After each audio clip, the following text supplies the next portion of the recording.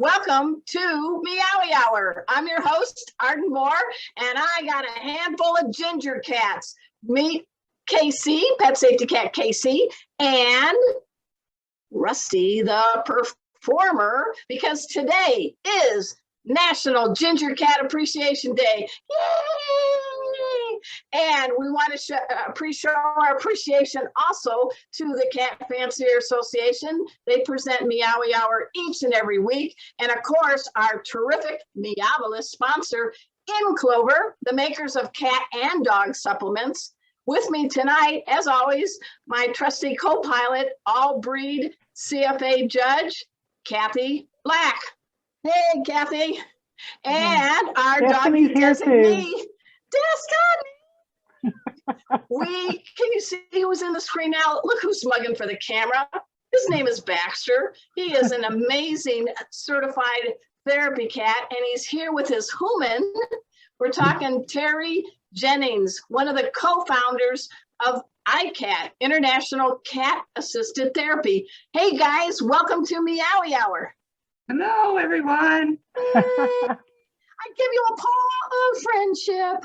All right, we got a lot to cover today, but in honor of today being National Ginger Cat Appreciation Day, what else should I tell him?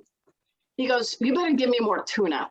All right, here's the deal. I did a little research about ginger cats, and we do have an all-breed judge in the house. Obviously, ginger cats are not a breed, but this lady knows cats. So we're going to get it.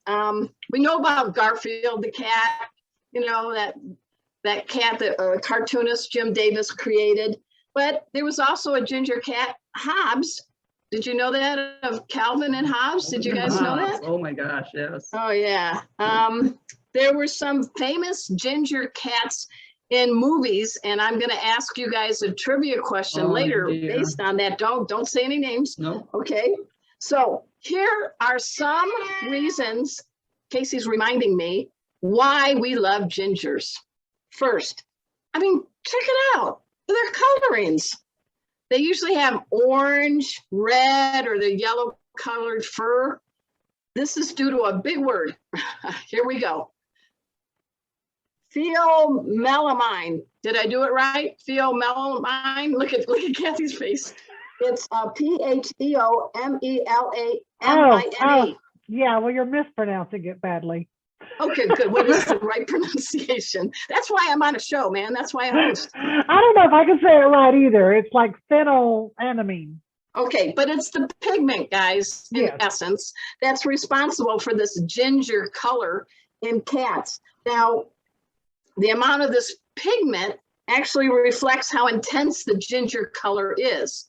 So checking out Casey, what do you think, Kathy and Terri? You think he's representing the GCs, the ginger cats, pretty well? Most Absolutely. definitely, He's yeah. beautiful. He has a very nice, rich mahogany red. Oh yeah, beautiful. And a good pattern too.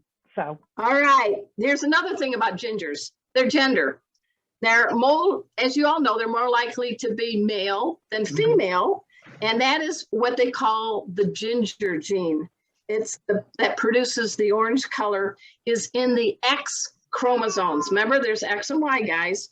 Females have 2 X chromosomes, so you need 2 copies of this gene to become a ginger. So they're guessing about 1 in 5 gingers are actually female. So there's our science lesson for today. Check. All right, this is my favorite reason. Their personalities, guys. Come on. They have anecdotal, not scientific, evidence that the male, this is you, Casey, the male ginger cats have reputations for being assertive, vocal, active, and charming. Yes. I call Casey a feline George Clooney. Because ladies love him and the dudes do too. Another thing about the gingers, and this is where Kathy can help me out, they have different coat patterns. They're tabbies. They come in 4 basic types. The classic, which is like a swirl like Casey has. The mackerel, which is striped like Rusty has, if he pops down here in a minute. Spotted and ticked. Did I do it right? Yes. Shoo. All right. I can't pronounce that big word, but I got the 4 coats. All right. All of ginger cats are tabby cats, and they have the agouti gene. Is that right? agouti. Yes. And see that beautiful M on his forehead? There you go. That's one of the signs.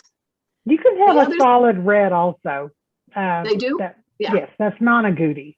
So Okay. remember when we had our agouti, non-agouti lesson? Oh, that's right. That's right. Yes. I wanted to eat pasta that night after the show. Yeah, I got it. That's right. Well, the other thing, and this is something for safety and health reasons, because we do want to do head to tail checks regularly on our cats and dogs and make sure they're okay. As the ginger cats mature, like Casey, they start getting freckles in places like the tip of their noses, under their eyes, in their mouths, on their gums. So he's got some little, I'm afraid to open his mouth right now. He's got some little black markings, but as long as there's no, it's not like a tumor or it's not oozing or bleeding, and it's just black pigmentation. Always check with your veterinarian, but this is one of the anomalies about orange cats as they mature. They are ginger cats, they get some freckles and pigmentation markings, right, Kathy? Yeah, it can happen. So I know that Rusty is 2 years old now. He's a man because he's starting to get little freckles, dark freckles on his. He's right behind me. What are you doing, dude? He's right behind me. All right, there. I will leave you with this famous quote by someone who really dug ginger cats, and that, of course, is Jim Davis, the creator of Garfield. And he said, "In my head, the sky is blue, the grass is green, and cats are orange." So what do you guys think about Ginger Cat Appreciation Day? There goes Casey. I think that's fabulous. Just to kind of So touch any of on you one of guys the got points. ginger cats out there? Send it a little thing. Tell us how you picked their name, because I know there's Rusty was because he's rust colored, and so I wanted to show you that. You with us today is Terri Jennings with her cat Baxter, and we're going to get into life as a therapy cat. And she actually can help us. If any of you are interested in, if you think you have a cat that might be good at being a four-legged ambassador, because that's what therapy cats do. She's here to help us today on that. But first, we have a kitten workshop coming up. You want to talk about that, Kathy? Yes. Let me get my screen shared here. So tomorrow there is another kitten workshop, and this one sounds really interesting. It is a kitten exam, the diagnostics, quarantine, and supportive care for kittens. You will need to register for this. So go out on CFA's Facebook page and look under events, and you will see this. It starts tomorrow night at 6 p.m. Eastern time. So that's the same time tomorrow on Thursday, September the 2nd. But you need to be sure and register for it. Susan Spalding is Director of Neonatal Programs, and she is the one that's going to be holding this hour-and-a-half long workshop webinar on how to examine a kitten, to diagnose problems, quarantine, and supportive care. So everybody check that out on our CFA Facebook page. And I really like the partnership that Cat Fancier Association has for groups like the National Kitten Coalition and the Community Cat Podcast. So it's really nice. Strength in numbers, right, Kathy? Yes, exactly. And there's several people who have shown interest in this. So I think it's going to be a pretty large gathering. So be sure and go and register for it. All right. Well, it's time to give away prizes. So we had a trivia question last week, and the question was, what is the name of the world's furriest cat, who happens to hail from Oceanside, California, which is a place I've spent many years in before moving to Dallas. This cat is in the Guinness Book of World Records. The fur is 11 inches long. Oh my Look at Terry. Terry's like, what? It's a lot of grooming, isn't it, Terry? Oh, I thought this one was bad. No, Baxter, you're looking good. Your You mane is sleek, looking man. nice. Yeah. Yeah. Can you imagine 11 inches? No, thank you. Okay. You could knit many sweaters from that. Oh, Lord. I have an Well, Alaskan anyway. Malamute, and I'm just imagining. I mean, I vacuum every day. Well, the name of this cat is Sophie. So the winner is getting their paws on a whole 4-pack of the In Clover cat supplements. And guys, you know the drill. Go to Meowy In Clover 21 at checkout at inclover.com, and you're going to get 10% off as a thank you for supporting them from watching our show, and we do appreciate them. We're happy to announce they're going to be our sponsor the rest of 2021, so I feel very lucky. Thank you, Rebecca Rose and the great team there. But if you have dogs, check it out, guys. They also have products, very good supplements for dogs. Again, even if you're getting a dog product at checkout, put Meowy In Clover 21, and you will get your 10% discount. So that's pretty nice, right, Kathy? Yes, and our winner last week was Rita Thompson. So congratulations to Rita. Woo, Rita! All right, so up for grabs this week. I am feeling very generous. So we're going to have 2 prizes. One, an autographed copy of my book, Fit Cat, Tips and Tricks to Give Your Pet a Longer, Healthier, and Happier Life. And look, there's a ginger boy on it. That isn't Casey. Looks like him, though. And when I sign it, guys, it's going to be worth a nickel more. Oh, more than that, I think. Yeah. All right. So this is one of the prizes. And, of course, the other prize is get your mitts on these supplements from In Clover. We've had a lot of people tell me their cats really enjoy those. So. Oh, my cats do too. That's why I'm keeping my hand over the bags, because they're watching me above in my little hutch, ready to come down. All right, here comes your question in honor of Ginger Cat Appreciation Day. So ginger cats have famously been scene stealers in movies, right? So I'm going to ask you some of the movies that they've been in. I'm not going to name the cat character, but some of the movies that the kitties have been in are Harry Potter. Come on. How about Alien and Aliens? We have Breakfast at Tiffany's, Shrek 2, and actually there was an orange cat in Men in Black. Did you guys know that? And Star Trek. Star Trek. Star Data Trek. Cat was a. Yeah, don't say the name. Don't say the name. Okay. Okay. So my question is, because they've been scene stealers in movies, these ginger boys and girls, what was the name of the ginger cat in the movies Alien and its sequel, Aliens? Look at Terry. She's thinking. I'm going to give you choices. Terry, do not show. I'm saying nothing. Okay. Was that cat's name Crookshanks? B, Jones? C, Milo? Or D, Orangey? So again, your choices. Who was the cat in Alien and Aliens with Sigourney Weaver? She was the character the cat was with. Is it A, Crookshanks, B, Jones, C, Milo, or D, Orangey? Send your answers in now. Kathy usually picks a winner end of day Sunday or whatever, and we will announce it. But we're going to give one winner my cat book and one winner the 4-pack of In Clover. What do you guys think? Do you guys know the answer? I do know the answer. Do you, Terry? Yes. All right. Baxter, do you know? I'm not talking. He doesn't care. Stephanie says, I've not seen Aliens. It makes me have nightmares. Oh my God. No. So we're not going to go alien on you today. In fact, we're going to talk about things that make us smile, things that make us feel better, things that we can do in this crazy world that gives us an moment. And that is the role that therapy pets play.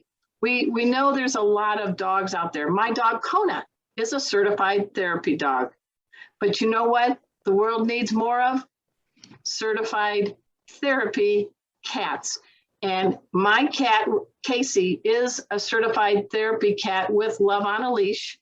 And he goes to memory care centers, schools, critter camps.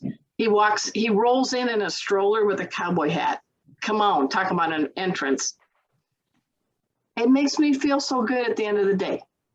Someone here is making headway for cats and people that want to give back. A little TLC, tender loving cat. That's what a therapy cat does. I am talking, of course, about Terri Jennings. Terri Jennings is one of the founders of a group called ICAT, I-C-A-T. That's International Cat Assisted Therapy. She's been doing it for decades. And she's had a number of cats who have teamed up with her to go to different places. They're like ambassadors, four-legged ambassadors that purr. Wouldn't you say, Terri? Yeah, absolutely. So people are looking at your cat. So we're gonna quickly have you talk a little bit about Baxter. We can get into what therapy cats are all about. And then I do want you to brag a little bit about him because he's a pretty cool dude. Well, So- I can't help but brag. Baxter's my third therapy cat. That's pretty impressive. Yeah. And actually at one time, all three of them were certified at the same time. So I had, you know, a lot to work with there. And then, you know, my other guys got older and passed away. So Well, Baxter just was let's kind do of- a salute to the two. The one that recently was like the Methuselah of cats. Yeah. What's that cat's name? I had a therapy cat named Dog. I know it's terrible, but No, I think it's fun. you know, when we adopted him, my husband said, you know, I've always wanted a cat named Dog, and I'm like, sure, I think that's funny. You know, I mean, we have dogs and cats and birds and goats and shit, you know, whatever. And of course, then he was a therapy cat, and that was a bit of a problem. So when you But- were calling and saying you were going to bring your therapy cat into a place and they say, what's the cat's name? And you say Dog, what was some of the reaction? Excuse me? Actually, I would say his name is Dog the cat. Okay, good. That Thank goodness you I gave the full learned. name. Okay. Yeah. So who was the Dog other cat. kitty? Who's the other kitty? And then Eddie, Uh-huh. he was a failed foster. I call them foster successes because you meant to be. Yeah. And he was a therapy cat for, let's see, he was 9 and then he passed away at 17. Okay. And Dog started at 11 and went to 21. Wow. Which is good to hear because sometimes people think you need to get them started like when they're 1 Yes. or 2. But Yes. why is that shouldn't be a factor? I've fostered cats forever. Mm-hmm. And trained them. I'm a certified cat and dog training instructor. Nice. And as long as a cat is healthy, it's never too old to train. I like that. I mean, it never is. But just the training doesn't make it want to be a therapy animal. Right. Part of it, I like to say, part of it is nurture, part of it is nature. Part of it is the training and the trust in humans and experiences and desensitizing them to, whatever. But then part of it is just personality, because I train all of my cats pretty much to the same level. Okay. But they're not all, therapy cats. Well, they're like They kids, just- Yeah. I mean, they're like people. It's not for every. I mean, how would you like to be Person or Bill animal. Gates's brother or sister, No, Talk thank about you. overachiever, Yeah. Yeah. So what are some things to help people out there? Because, hey, guys, why don't you go ahead and type in if you do have a therapy cat or you're thinking about having a therapy cat. So what are some things that you can identify that would make a good therapy cat? And then secondly, let's make the definitions distinct between Yes. therapy pet, service, Service and the animal and emotional emotional support. Yeah. Because there can be some feline canine confusion. Yeah. Confusion. And I'm laughing. I'm looking at the screen, guys. Watch this. My whole black I shirt know. is just covered with cat hair. So let me just groom myself while Go I've ahead, got, take like, it away. cat hair up my nose. I keep rubbing that. Baxter's hair is so fine, and he had a bath this morning, so now Yeah. it just floats. All right, And I I want to got- look proper. The dog here, and So Now, what are what are some the things? definitions of Yeah, those let's three? go with the definitions and then we'll go into the traits. yes. Okay, so a therapy animal and its owner, who are called a handler, Okay, are volunteers that visit others. good. Okay, You know, nursing homes, hospitals, where group homes, schools, whatever. A service animal is trained to perform specific tasks for its disabled owner. okay, And it has legal access pretty much everywhere. right. Okay. From the American So- Disabilities Yeah, the Act. American Disabilities Act. Okay, Whereas a therapy animal has no legal rights in public places unless they are invited. okay, All right. So well, here's another one. And then an emotional support animal is a pet that has some legal rights in public housing that has a no pet policy. okay, Now, they also have some legal rights in air travel, but because there has been so much abuse of the system, I don't really know what they are anymore. I think different They're airlines are vary having by different airlines. Yeah, procedures and requirements and so check all of ahead, that. right? Yes. Well, and while we're talking that, let's just touch a little bit on the certificate mills. Thank you. Well, and one back up Yes. because Okay. before COVID, there was a lot of animals on planes with me. Yes. And Yes. if you had a note from your psychologist that said, this is my emotional support animal, they waived the pet fee to fly. Right. I want Right. you all to know, Casey the cat has flown to 13 states. I have never pimped him out as a pseudo ESA. I have always paid. Yeah, I agree. Yeah, I agree. I always have paid the pet fee to have him in the cabin with me, of course, in a carrier.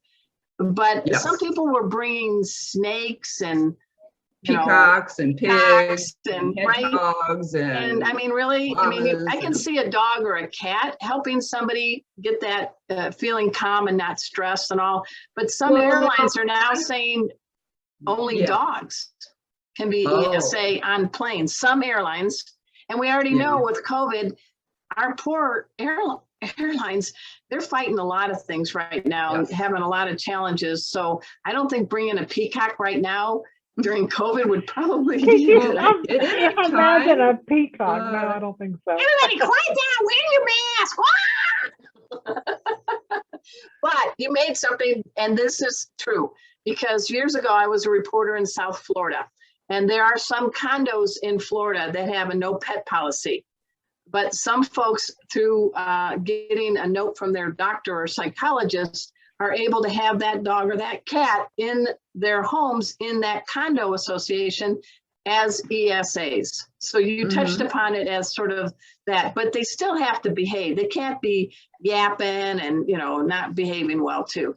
But yeah, that's what I understand. But therapy pets, they're licensed and insured and I mean, with Love on a Leash, I have insurance on Casey and my dog Kona, and you probably with Baxter, yes. right? Well, we're in Love on a Leash as well. Oh, okay, cool. So, yeah. So tell us that, but the service ones tend to be like the dogs, like for military veterans that have post-traumatic stress disorder, or somebody has visual impairment or hearing impairment. And these are dogs that are specifically trained, and it costs. I just had a guy on my radio show. Do you guys know Bobby Bones, the guy, the radio and TV personality? And he's teamed up with Dog Chow to do this whole benefit. That's okay. He's talking. He's heard me say dog. Here, and he told me it costs about $20,000 per service dog to be trained. I saw a So- Cesar Milano program where the guy had trained his dog to be a service dog in case the guy had a diabetic episode and Yeah, they passed can out. smell the. Then the dog would go get help. And And So so these yeah, are but I don't very think about trained. cats being as I don't think trained there's a like that. service cat. Is there a service cat that you know of, Terry? I don't know of any. The ADA does not accept cats as service animals. Okay, all right. All right. Only dogs and miniature horses. Okay, well, if I feed Casey enough, no, I'm just kidding. All right, so let's talk about, so now we know the difference between service therapy and ESA, emotional support. Let's get into truth or con. So tell us how frustrating it is with these certificate mills that are out there. Oh, Lord have mercy. Okay, so, well, I find it very frustrating because they're cheating people out of money.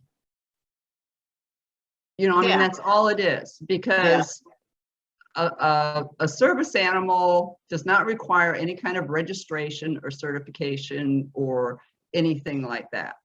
But they You are know, going through schools like Canine Companion and other for independence. yes, and they are places. receiving training, Yeah. but there's no national registry Right. or certification, whatever. But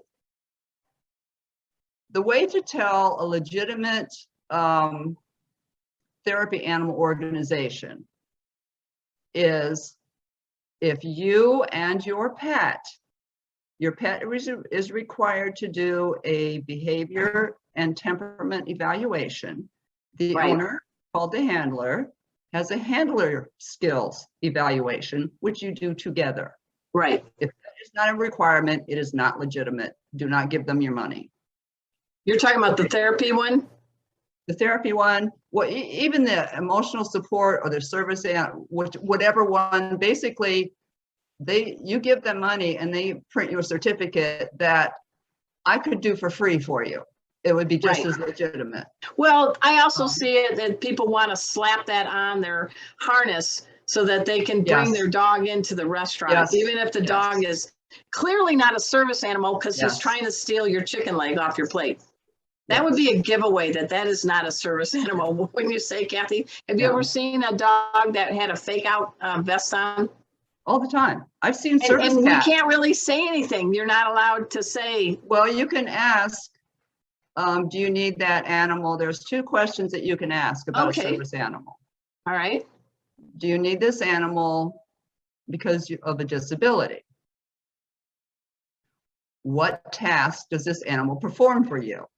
Okay. I didn't know that. Okay. All right. So Good. if they say, oh, yes, it's for anxiety, that's not really, accurate. I mean, I see Yeah. like in my local Walmart, I see these little Chihuahuas and Maltese, all these little dogs wearing a service dog vest, and they're in the cart, shivering and terrified or yapping and snapping. And I'm just like, and because so many people in the public are afraid to offend, Right. people get away with it. Well, I'm gonna be on Team Chihuahua. I don't think I want 4 feet off the floor, being in a moving cart with sights and sounds, and shivering and feeling like, oh my gosh, I might go through the checkout lane and get scanned or something. I mean, Yeah. I feel bad for the dog because the dog Yes. is getting undue stress and fear just because somebody can't leave their dog at home and it has to I take put Destiny in the cart at Lowe's, which they Well, fully Lowe's is accept different. dogs. Lowe's, they welcome, yeah. And she hated the cart. She loves to ride in her little stroller, but Yeah. I put her in the cart. Next thing I know, she's on my shoulder. This dog. Okay, so Slap a service animal vest on Destiny. Come on, let's see Destiny again. Bring up Destiny. I know she's right there. But there are places like Home Depot and Lowe's and other places that do allow well-mannered dogs on leashes. yes. Or like you said, Destiny, are you going to shop at Lowe's after Meowy hour? Maybe. Not tonight. It's too hot. But It's too hot. I don't like riding in the cart. The cart scared me for some Yeah. reason. So, and you Yeah. saw that, so you're not going to do it again. You're going No, she's she had to with her walk on the strong- leash then. So she's like, okay, I'll walk on the leash. I don't care. But don't Yeah, put and- me in that cart. Yeah. Well, I really appreciate this, Terry, because people do need to know the distinctions. Yes. And I have some good friends that are the the service dog puppy raisers. Okay. And when I was living in Oceanside, California, the Canine Companions for Independence has one of their centers right there. And so some of my friends have raised pets, puppies, to get them socialized and all that. But there's a lot of training once the dog gets through all these different levels, matching that dog with the person who's going to benefit from that. And some of them go all the way through and then they get an injury or they can't quite get something. There's a famous dog, guys, out there named Ricochet, who's known as the surfing dog. Ricochet was being trained to be a service dog, but could not turn off this drive to chase squirrels or birds. So can you imagine this beautiful golden retriever seeing a bird and you're in a wheelchair? Oh, Lord. So Ricochet's role became a surfing ambassador, more like a therapy. So thanks for explaining that. With a therapy cats, what's some of the do's and don'ts when you bring in a therapy cat to a school, to a hospital? How do you get that all going? What's some of the things that, like what are, obviously you've got to show your paperwork, but how do you, can you give a tip on saying to a new place, hey, I have a therapy cat with Love on a Leash? How do you get that ball rolling? Oh, well, it can be really challenging. I've had the only therapy cats in 2 states. So I kind of had to start over, Oh, okay. Twice. Because less than 5% of therapy animals are cats. Really? It's that low? It's I think it's like 2 or 3%, but I just say under 5, which is amazing because there's several million more cats in this country than dogs. Yeah. But and like we talked about earlier, I actually had to create a document because I got the same common objections. Oh, we can't have a cat because you can't train cats. Yes, you can. Okay, you just got to make it their idea. Right. I'm like, well, I'm a certified cat training instructor, so I think that argument is okay. Yeah. And a lot of it is they carry diseases, which, outdoor cats who receive no vet care, yes, diseases and parasites and all kinds of issues. But not Baxter. No, I would say 99.9% of therapy cats are indoor only. Yeah. And have been all their lives. And get spoiled rotten, have the best medical care and they're fully vaccinated. They're regularly seen twice a year for wellness visits. They're groomed. They have to have their nails. They have to have mani-pedis before they go to a visit, right? Before every visit. Yep. Just, that's what in my document I say, therapy cats get regular, vaccines and healthcare just like therapy dogs.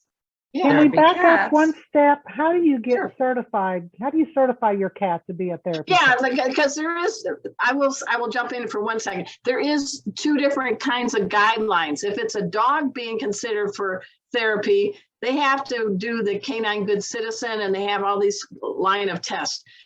With Love on a Leash, you can take it over now, Terri. When you have a cat, what are some of the things that they must be able to do to be able to be considered to be a therapy cat?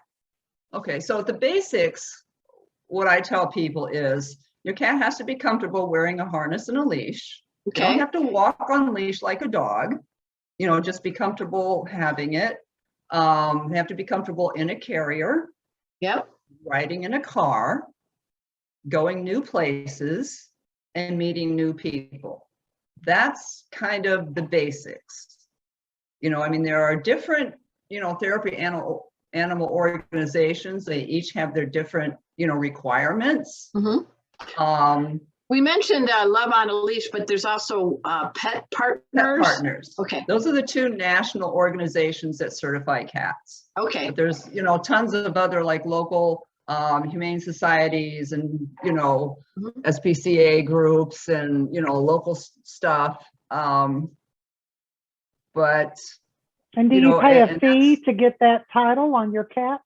Is there a registration Yes. fee? Yeah, you have to There pay a is- membership fee to be a member, and it's always, is it every year? I think, because I keep, Yes, it's yeah, annual. it's renewed For Love on a annually. Leash, it's annual. And you also have to, you might have to pay for your evaluation. With Love on a Leash, your personal vet does the evaluation on you and your cat. And I usually try to get that coincide with his annual, so they don't usually charge me for it. Oh, that's a good tip. Because Yeah. they love that we have therapy cats, and they love bragging about, you know, treating therapy cats, and they think it's awesome. So they're really supportive, and I love them. Yeah.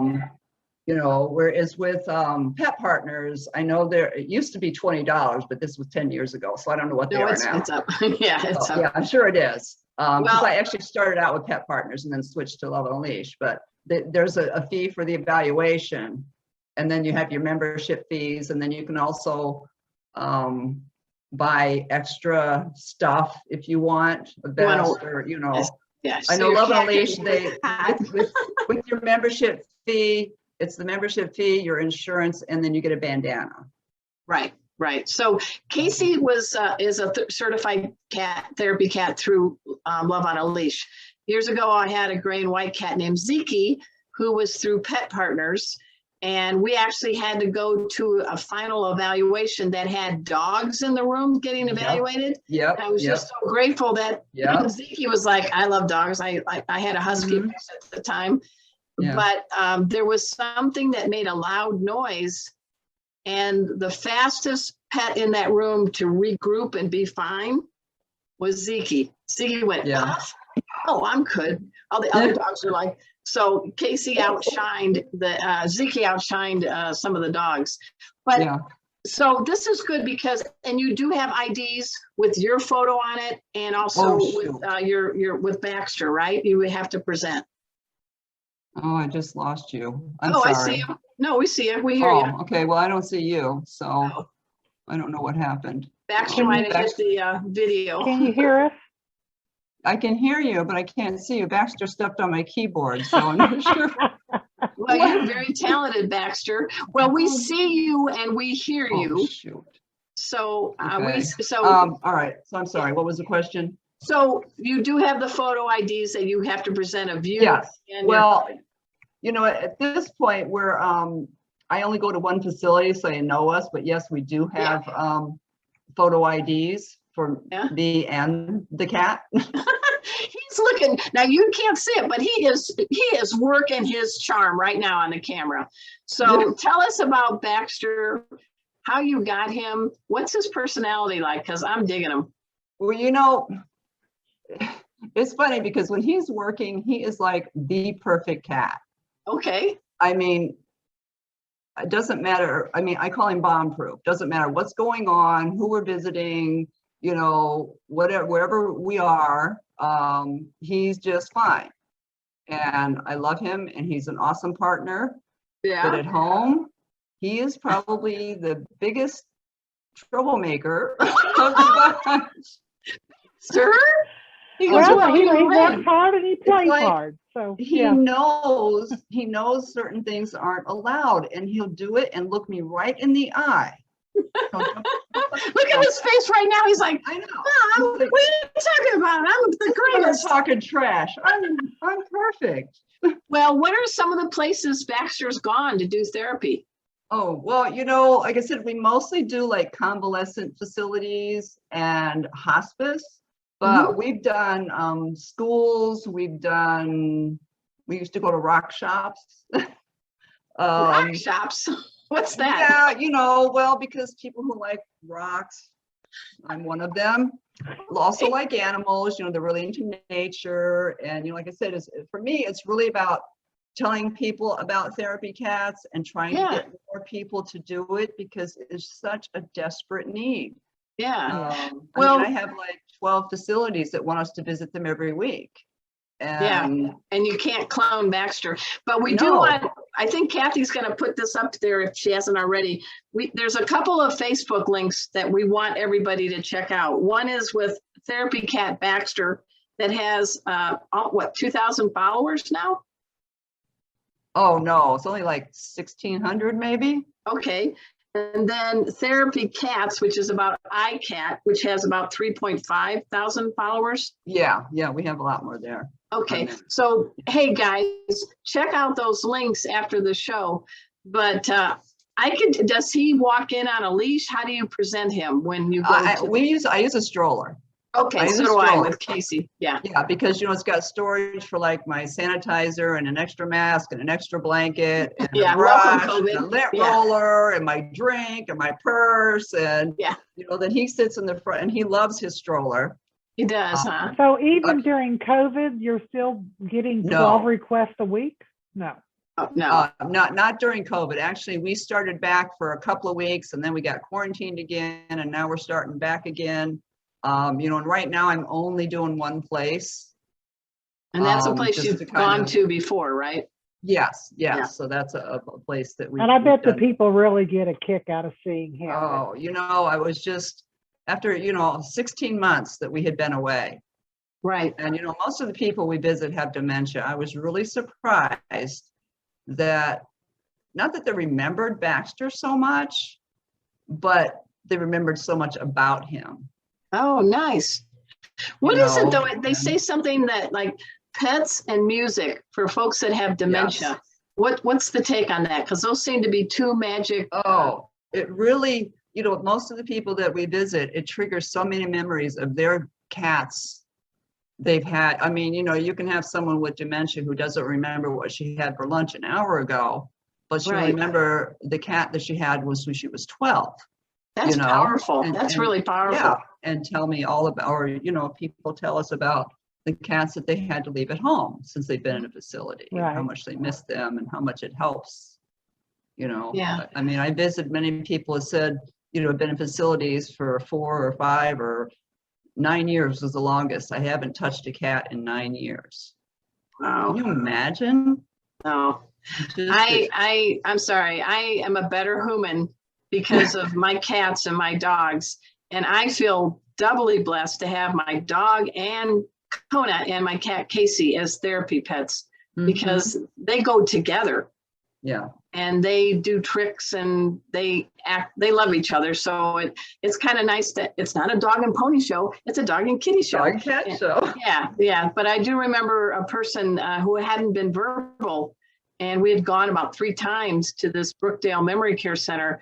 And the 4th time, her name is Peggy, and she looked at Casey and said, "Peggy loves Casey, Peggy loves Casey, Peggy loves Casey." And the whole staff was like, this is the first sentence she said in months. So thank you, Casey. Thank you for cats like Baxter. How did Baxter get such a big following? Probably because I put a lot of time and effort into trying to educate people about therapy cats, like I said, because I had such a hard time getting into it. Yeah. And then once I did, it's interesting that I would try so hard to get into different places and it would take a lot of time. I mean, I would have to take my cats there and do what I called a live demonstration. So they could see, my cat is not going to eat your arm off. Yeah. It's not going to freak out.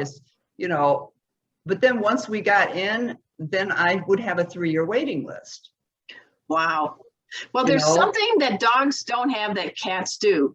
And that's there are cat people and there are dog people. No, I'm saying I love them both. Yeah. I do too, but there's something about the purr. Can you talk about that? How that's so powerful? Well, it's actually been scientifically proven that it helps heal. Yeah. Bone and tissue. And we had one of our followers comment that their Maine Coon recently went to hospice and walked around on a leash and brought a lot of joy to everybody there in the nursing home. And so we've got some people that are following us.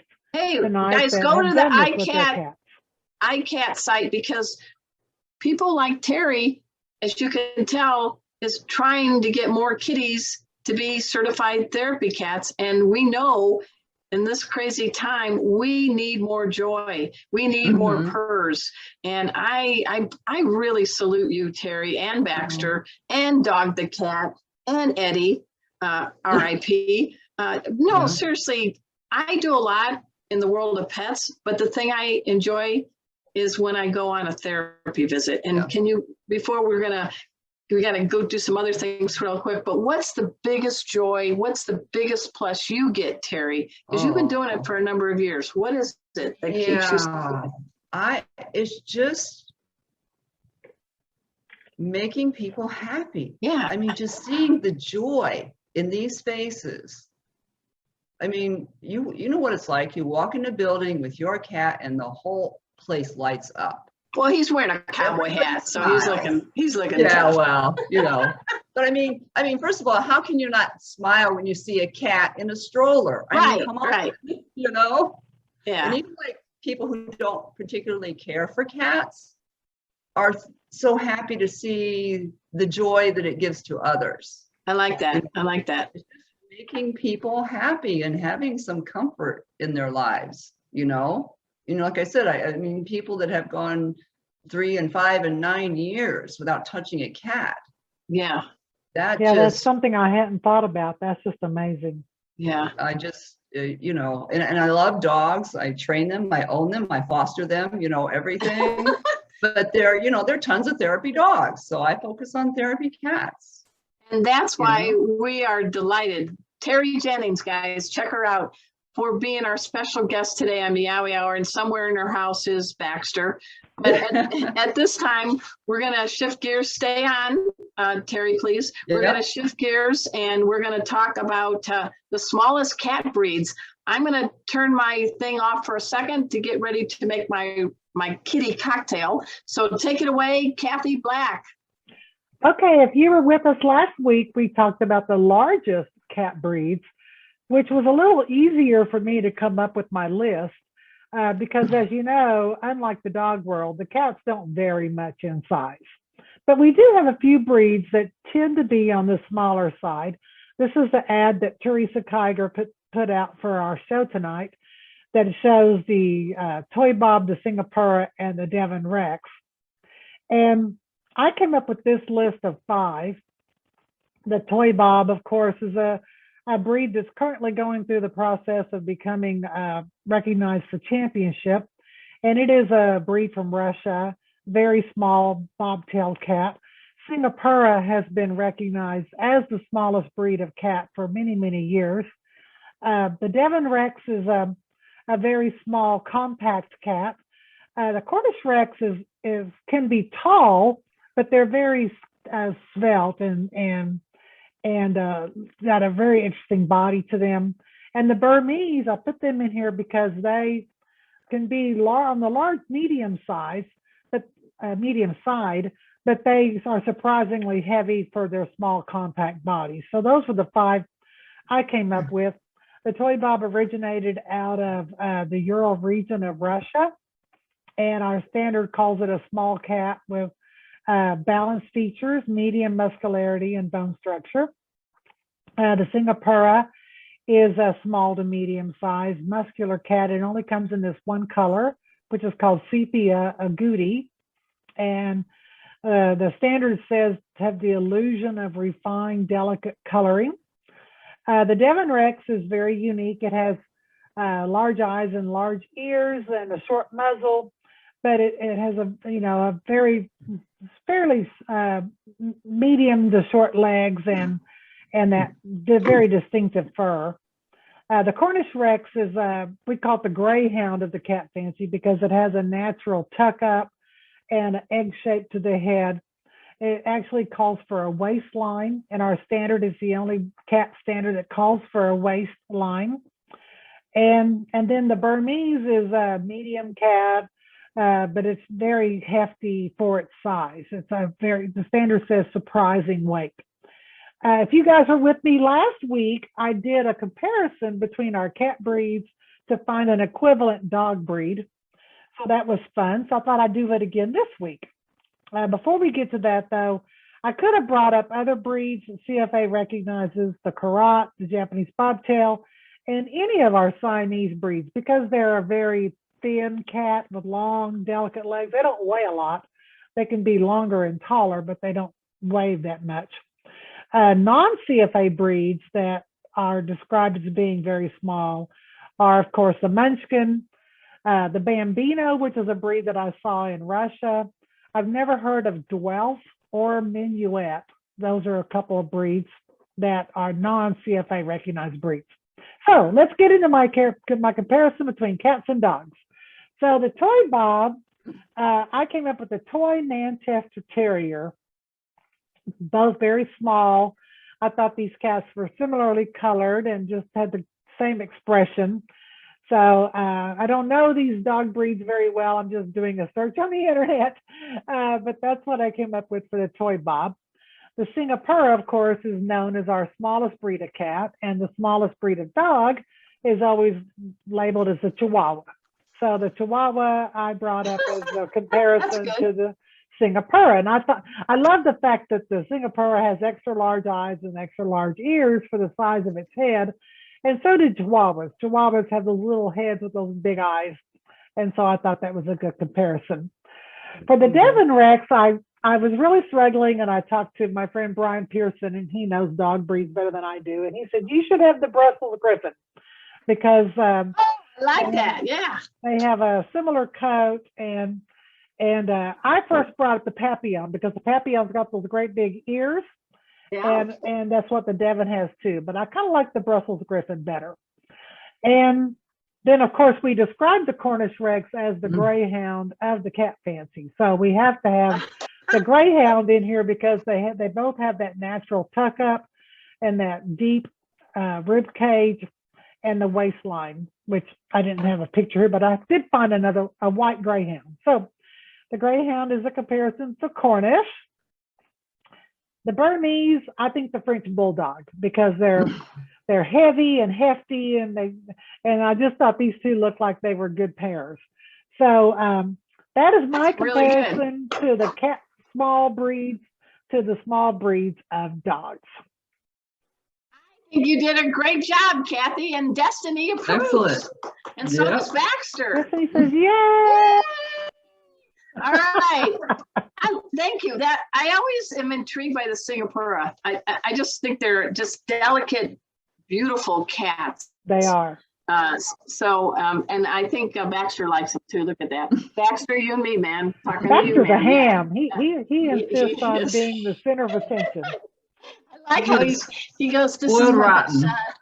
Spoiled rotten. Wouldn't have it any other way, right? Yep. You wouldn't have any other way. Now you had a purebred cat of one time, didn't you, Terry? You said Baxter's the only purebred cat I've ever had. Okay, and he is, what kind is he? He is a pixie bob. Oh, okay. Yeah, I thought he had a short tail. Yeah, looked like miniature bobcats.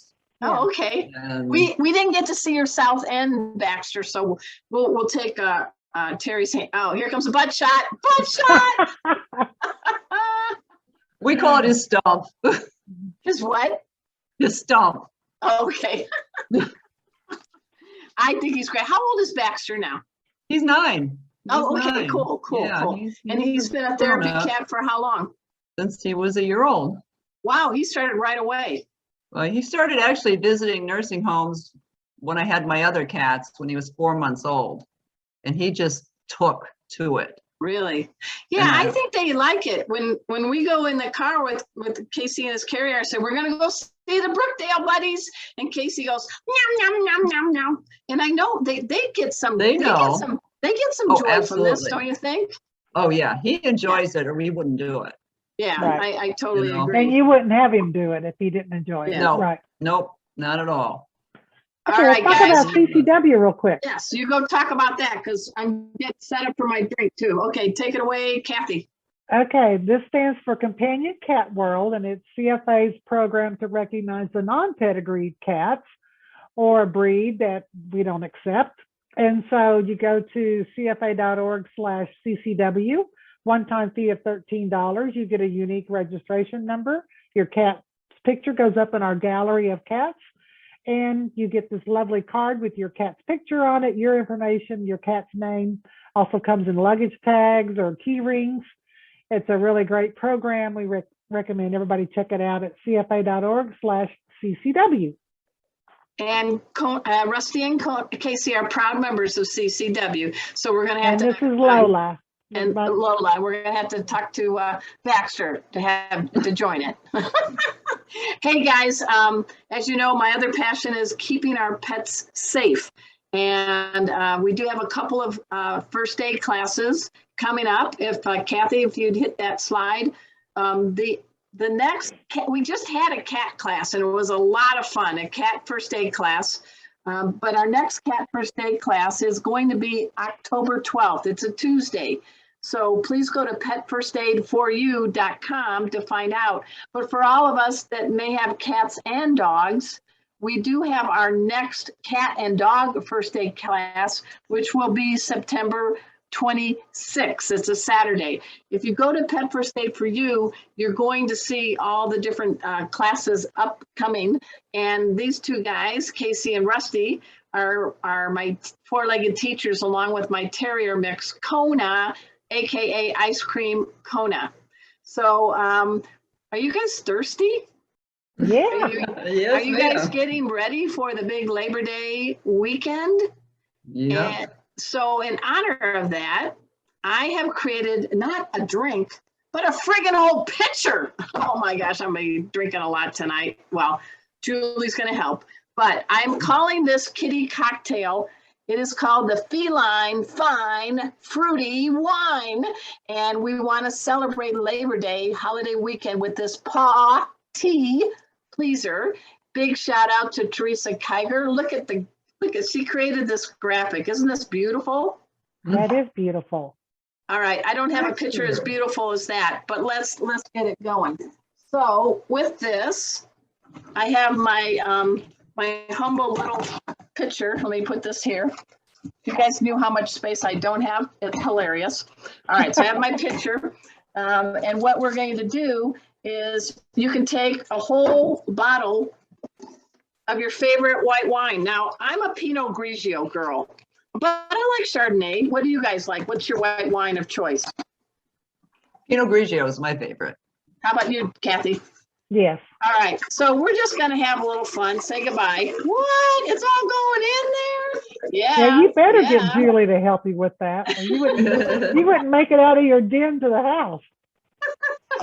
Then we're gonna take 2/3 cup of white or clear, or in this case, silver rum. So I'm gonna put 2/3 in here. Wow. Say goodnight. Whoops, I just splashed on it. And how Almost much two-thirds. testing have you done so far, I Arden? know, I'm still sober, okay? Oh, dear And Lord. Then we're gonna do a cup of lemonade, and I just realized I didn't have the top off. I'll be careful now this time. Okay, a cup. All right, let's pour slowly. Slowly, slowly, slowly. Now, this is great, but let's make it fruity and fun. So in this case, I'm gonna do, I'm gonna take a half a cup of blueberries. Look at that. Okay. And I'm gonna put some apples sliced and oranges. Well, I'm So with this you. is, we're getting all our food groups almost there. That's right. Oh no, where's my lid? Oh, there it is. Phew. I'm like, did I do it again? Lose my lid? All right, so then we're gonna just put it here and you can stir it up. Of course, I forgot my stir. So we're pretending we're shaking this. But this has your fruit and your wine for your heart. You get yourself a glass with more than yourself because this is a pitcher. And you want to, let's see if I can get this. Where's this? You can tell this is a new pitcher. Sorry. I'm going to just take the lid off and do it easy. All right. Okay. There we go. Once you put this all together, put this in the refrigerator for a couple hours to let all the flavors meld, but we only have minutes left in Meowy hours, so we just did time-lapse photography. We So- cut to the end. Yeah. At this time, guys, let me get a little orange in here. At this time, let's all raise a glass. Let us toast to all cats, purebreds, and kitties whose DNA we'll never know. And let us thank them for making us better humans. Cheers, kitties. Cheers. Baxter, Cheers Cone- to the Casey. therapy cats. Yes. all the therapy cats. Let's raise a glass. Oh, you guys don't know what you're missing. This is great on a hot day, and it is hot here in Texas. Yes. I it can't is. believe the hour has just gone by, but at this time, I want to again thank the Cat Fancier Association, our great sponsor in Clover, the makers of cat and dog supplements, my co-pilot, Kathy Black, and Destiny. And I have totally enjoyed you being on our show, Terri Jennings and Baxter the Therapy Cat. You were wonderful. I hope you had a good time. We did. Thank you so much for asking us. We really enjoyed it. All right. And next week, we're going to the cats and the birds. Yeah, we got an expert that can talk about the benefits of both and how we can all get along. And she is Nancy Peterson. So until next time. Not the Same cat cat breeder that channel. you may know, Nancy What's Peterson, that? a different, not the cat breeder Oh, that some may know yeah, as no. Nancy Peterson, No. a different Nancy Peterson. So until next time, same cat channel, same cat time. We'll see you on Meowy Hour. Thanks for everybody. Be good to your kitties. Good night.